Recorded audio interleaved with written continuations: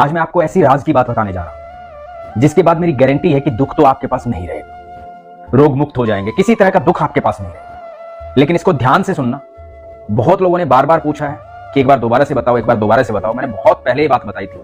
आज ध्यान से सुनना और इसको आजमाना, देखना, फिर दुख भाग जाएगा। हरे कृष्ण दोस्तों, मैं हूं अनुज शर्मा। तो सबसे पहले तो आपको बताता हूं कि दुख जाता कैसे। दुख की एक खासियत होती है, दुख कभी अकेला नहीं आता।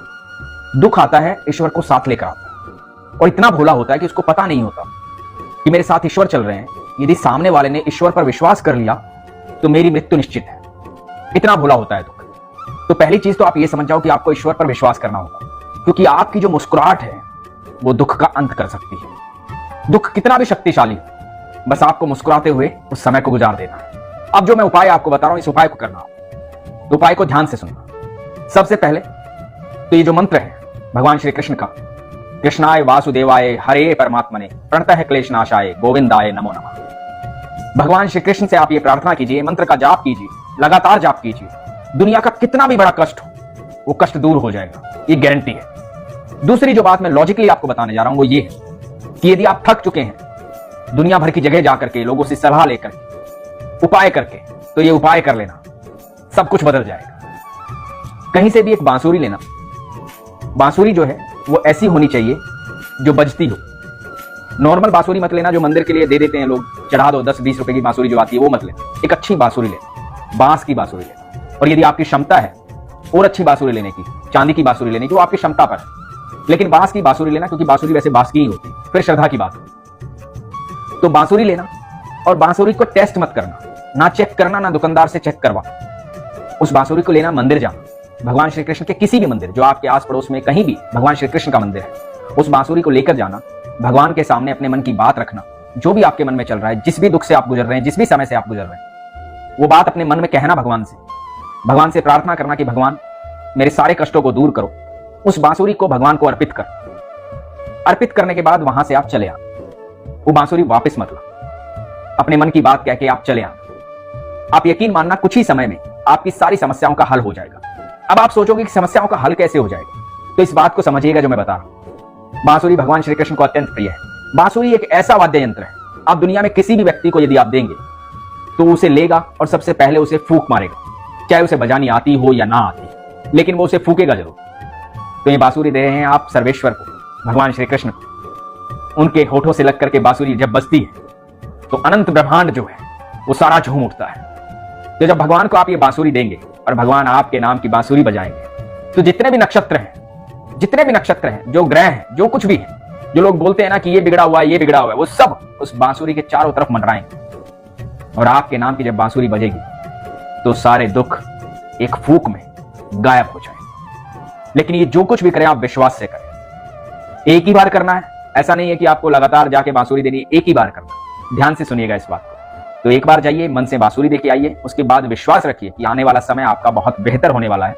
ये मैं गारंटी देता हूं कि सब कुछ बदल जाएगा, आपके जीवन में अच्छा समय आएगा। दूसरी बात है आपके प्रारब्ध। जो भी कर्म हमने किए हैं किसी भी जन्म में, कभी भी या अभी या कभी, तो प्रारब्ध हमें काटने होते हैं। लेकिन ईश्वर का संग जो है उन प्रारब्ध को काटने में आपको सहूलियत देता है, आसानी देता है, क्योंकि ईश्वर जब आपके संग रहते हैं, दुख कितना भी बड़ा हो वो कमजोर हो जाता है। दुख को एक ही तरीके से आप कमजोर कर सकते हैं, ईश्वर पर विश्वास करके। तो आप भरोसा कभी मत तोड़िए, किसी की बातों में मत आइए।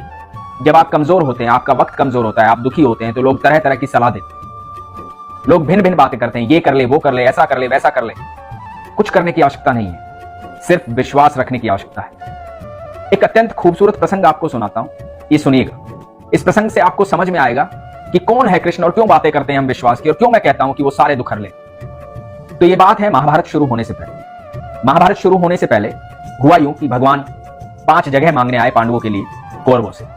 भगवान ने कहा कि 5 जगह दे दो, तुम हस्तिनापुर चलाना, और वो 5 जगह पर अपना राज्य करेंगे, सब खुशहाली से रहेंगे, कोई दिक्कत की बात नहीं होगी, तुम खुश रहना, वो खुश रहेंगे, क्या जरूरत है आपस में झगड़ा करने की। लेकिन शकुनी को यह बात सहन नहीं हुई। शकुनी ने दुर्योधन को कहा कि इसको बंदी बना ले, ये उनकी हिमायत लेकर आया है, उनकी तरफ से आया है, उनको हमारे राज्य से हिस्सा देना चाहता है।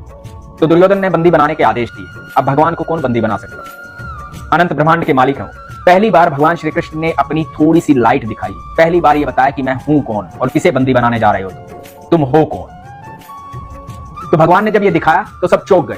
भगवान को कौन बंदी बना सकता था? भगवान अपनी बात कह के चले गए। जब श्री कृष्ण अपनी बात कह के चले गए तो कौरवों के राजा धृतराष्ट्र ने ज्योतिषी को बुलाया, सबसे मिलकर के सलाह ली कि क्या करें, अब या तो युद्ध होगा या 5 जगह देनी पड़ेगी। तो ज्योतिषी ने कहा सुयोधन जो है, सुयोधन दुर्योधन का नाम था, दुर्योधन हम उनको उनके कर्मों के कारण कहते हैं। तो ज्योतिषी ने कहा जो सुयोधन है, सुयोधन की कुंडली में राजयोग है, दुनिया में कोई भी हरा नहीं सकता, निश्चित तौर पर राजा बनेगा, कोई रोक ही नहीं सकता, कुंडली में लिखा है।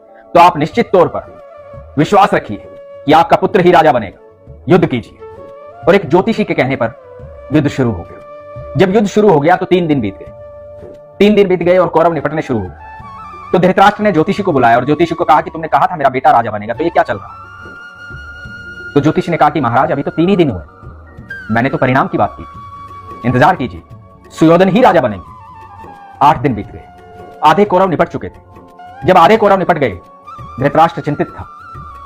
विदुर भी बहुत कुछ बता चुके थे, संजय भी बहुत कुछ बता चुके थे। ज्योतिषी को फिर से बुलाया गया। ज्योतिषी को पूछा गया कि ये बताइए कि आपने कहा था कि मेरा बेटा राजा बनेगा, 8वां दिन हो गया है, आधे से ज्यादा कौरव निपट चुके हैं, अब क्या कहते हैं आप? अब क्या कहता है आपका ज्योतिष शास्त्र?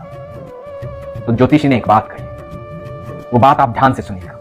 ज्योतिषी ने कहा कि वहां कोई है जो समय और परिधि से परे है, वहां कोई है जिसने नक्षत्रों की दिशाएं बदल डाली, कोई है वहां। तो विदुर ने कहा कि श्री कृष्ण है वहां, प्रभु है वहां। दोस्तों, सारे नक्षत्रों का स्वामी मेरा कृष्ण है, मेरा ठाकुर है। जहां वो होता है वहां कुछ नहीं होता है, और जो वो चाहता है वही होता है। इसलिए इधर उधर भटकिए मत, विश्वास कीजिए।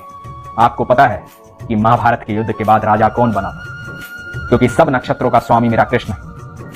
आप यकीन मानना, यदि आप दुखी हैं, परेशान हैं और आपकी समस्याओं का हल नहीं हो रहा, आप सब जगह से हार चुके हैं, तो आज ही अपनी कुंडली को उठाइए और भगवान श्री कृष्ण के चरणों में रख दीजिए, समर्पित कर दीजिए उन्हें, क्योंकि सब नक्षत्रों के स्वामी वही है और आपका कोई कुछ नहीं बिगाड़ सकता जब आपके सारथी कृष्ण है, आपके साथ कृष्ण है। बस विश्वास रखिए, कृष्ण आपके साथ हर समय है। वो आपसे बेहद प्यार करते हैं, वो हम सब के पिता हैं, हम सब उनकी संतान हैं। हम इधर उधर भटके ना, इस सफर का आनंद लें और विश्वास रखें अपने पिता पर। बस यही तो मैं कहता हूं कि अपने विश्वास को मजबूत रखिए, अपना ख्याल रखिए। हरे कृष्ण।